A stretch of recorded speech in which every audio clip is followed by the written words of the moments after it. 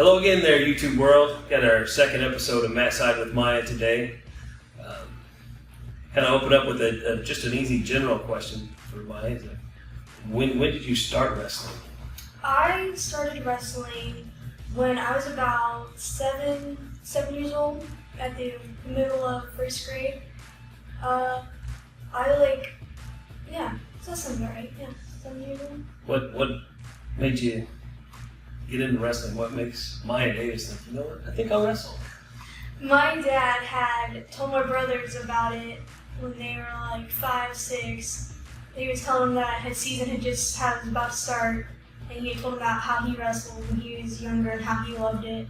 And he was telling my brothers about it, and I hear them talking about it, and I ran into the kitchen, and I was like, I want to do it too! And we went to sign up the next day, signed up, had some issues with the coach, but got me on the team, and I've been wrestling since I was like 7 now, so. That's awesome. So, some challenges getting started in the program you're at, but Yeah, full speed ahead since then. yeah. What do you say to a young lady, any young wrestler, wanting to get started in that first 2 seasons? What was that like? You really can't expect to win them all. You can't become a champion overnight. It took me maybe 3 years before anything in wrestling began to click. When I won my first match, I was so excited. Everyone was so happy for me. But it took me like 3, 4 years before I was even grasping the idea of how to win, what it took to win, what it took to do in practice to become what I was. And you can't just get the strength and the technique and the power all in one practice. It builds up over time.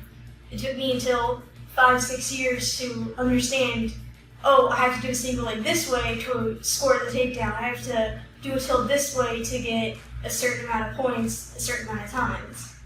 It took me a lot of practice to finally get to where I am now, and a lot of motivation from my coaches and my parents, and my friends, to push me to where I am now.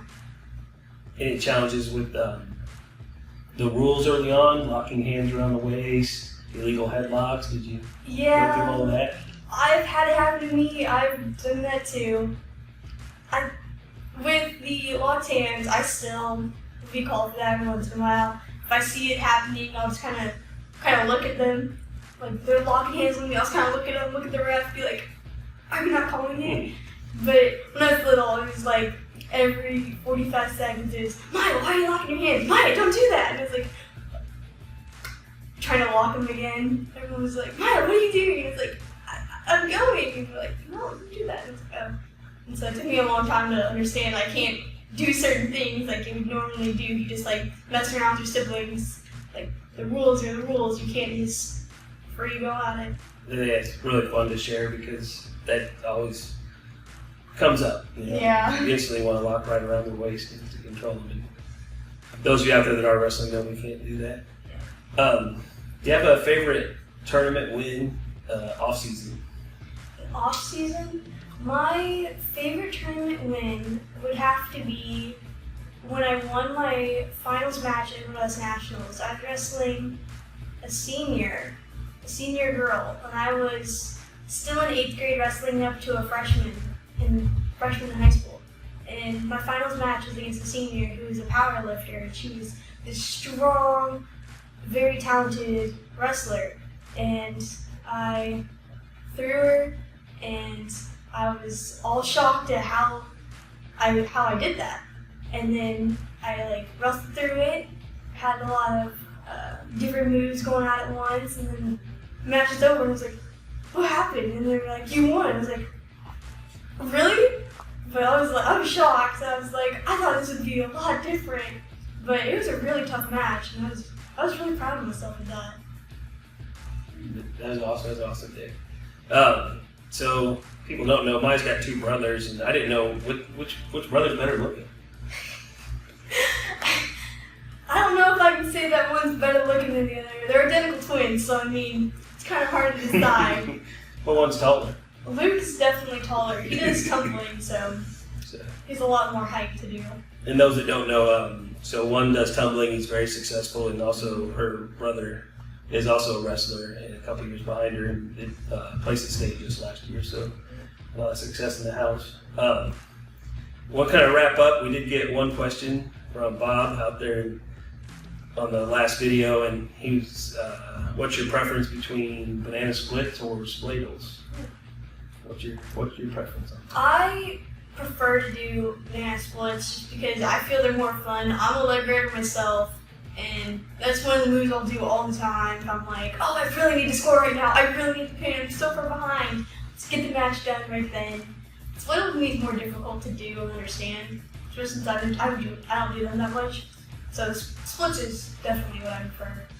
Okay, so we're going to wrap up this portion of it, and we're going to go into a little bit of a demonstration, how to do banana splits and how to do a spladle, and wrap it up for tonight. Okay, we're back. We got Maya Davis and her best friend Bree is going to help out, showing a banana split first and then a spladle. So let's go to a banana split.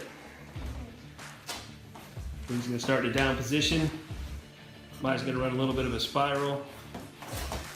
Put his leg. Then throw the leg on the far side. Once she has that secure, she's going to lock up. Leg on the other side. Lift it, bring it back, tip. Now, once she's here, you do want to split the legs a little bit, but you got to watch. If you split them too far, you may get called for potentially dangerous. So right there's a good finishing position. Get your back points, get your pin, go home with the win.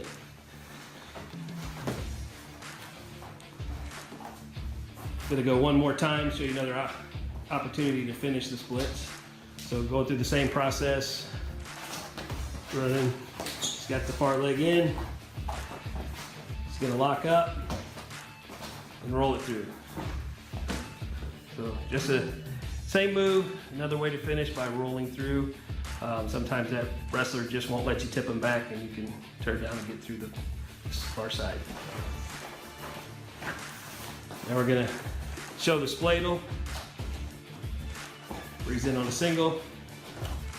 Maya locks it down, hooks the leg, reaches across, grabs the far leg. Now she's gonna tip her back. Right on top. And then one of the main differences you see between how the finishing ends up with the splits and the spladle is the head position of the wrestler you're wrestling against. Bree's head is on top of Maya's belly on the spladle, and then in the splits, her head was away from the body. So.